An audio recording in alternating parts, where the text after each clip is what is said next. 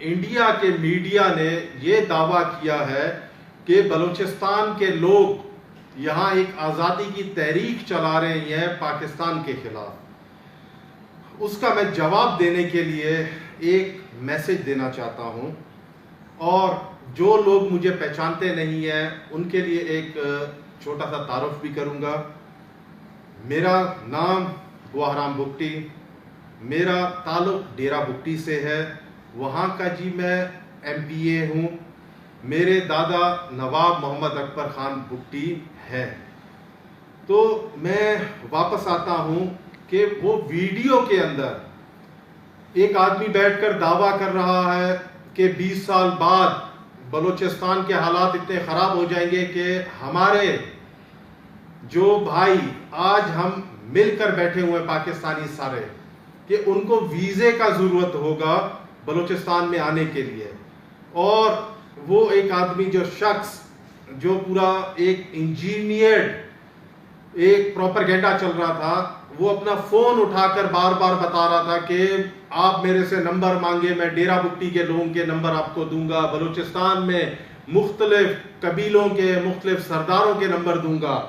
تو میں ان کو یہ پیغام دینا چاہتا ہوں کہ آپ ہمارا نمبر دے کر کیا ثبوت دینا چاہتے ہیں؟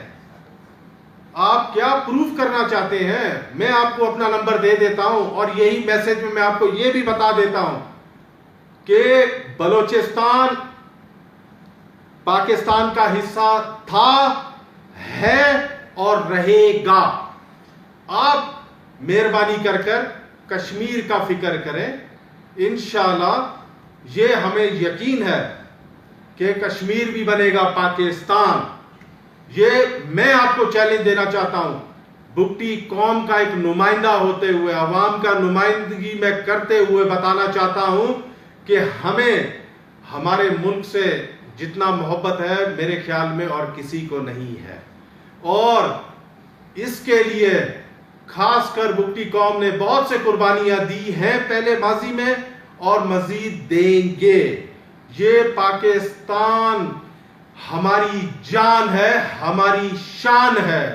اور یہ پروپیگنڈا مہربانی کر آپ گمراہ کرنے کے لیے چند پیسے لے کر ایسے میسیجز میڈیا میں بے شک دیں، اپنے آپ کو بے شک پروموٹ کریں.